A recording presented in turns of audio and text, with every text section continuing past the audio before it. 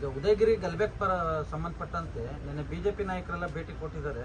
BJP ಹೋರಾಟ ಹತ್ತಿಕ್ಕೋ ಕೆಲಸ ಆಗ್ತಾ ಇದೆ ಅಂತ ಬಿಜೆಪಿ ನಾಯಕರು. ನೋಡಿ, ನಾವು ಹೋರಾಟ ಹತ್ತಿಕ್ಕೋ ಕೆಲಸ ಮಾಡಿಲ್ಲ.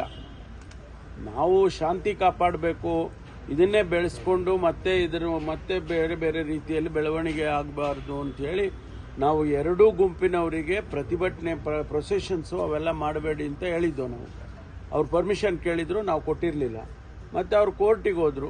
ಕೋರ್ಟಿಗೆ ಹೋದಾಗ ಕೋರ್ಟ್ ಆದೇಶ ಮಾಡ್ತು, ನೀವು ಯಾವುದೋ ಒಂದು ಗ್ರೌಂಡಲ್ಲಿ ನೀವು ಮಾಡಿ ಪ್ರತಿಭಟನೆ ಮಾಡಿ 1 ಅವರ್ ಮಾಡಿ, ಆನಂತರ ಏನು ನಿಮ್ಮ ಅನಿಸಿಕೆಗಳೇನಿದೆ ಅದನ್ನು ಸರ್ಕಾರದ ಗಮನಕ್ಕೆ ತನ್ನಿ ಅಂತ ಹೇಳ್ಬಿಟ್ಟು ಕೋರ್ಟ್ ಆರ್ಡರ್ ಮಾಡಿದರು. ಅದ್ರ ಪ್ರಕಾರ ಮಾಡಿದ್ದಾರೆ. ಅವರು 150-200 ಜನ ಇದ್ದರು ಅಂತ ಕೇಳಿದೆ. ಅವರು ಪ್ರತಿಭಟನೆ ಮಾಡಿ ಹೋಗಿದ್ದಾರೆ. ಅಷ್ಟು ಬಿಟ್ಟರೆ ಬೇರೆ ಏನಿಲ್ಲ. ನಾನು ಕೂಡ ಏನು ಕೇಳೋದು ಅಂದರೆ, ರಾಜಕಾರಣ ಮಾಡಬೇಡಿ ಇದರಲ್ಲಿ ಅಂತ ಹೇಳಿದ್ದೇನೆ. ಇದೆಲ್ಲ ಪೊಲೀಸ್ ಸ್ಟೇಷನ್ನಿಗೆ ಅವರು ಕಲ್ಲು ಹೊಡಿತಾರೆ ಅಂದಾಗ ಸ್ವಾಭಾವಿಕವಾಗಿ ನಾವು ಕಾನೂನನ್ನು ಅವ್ರು ಯಾರಿಗೂ ಕೈ ಎತ್ಕೊಳ್ಳೋಕೆ ಬಿಡೋದಿಲ್ಲ. ಅದಕ್ಕೆ ಕ್ರಮ ತಗೊಳ್ತೀವಿ. ಅದಕ್ಕೆ ಇವರು ಕೂಡ ರಾಜಕಾರಣ ಮಾಡೋಕ್ಕೆ ಹೋಗಬಾರ್ದು.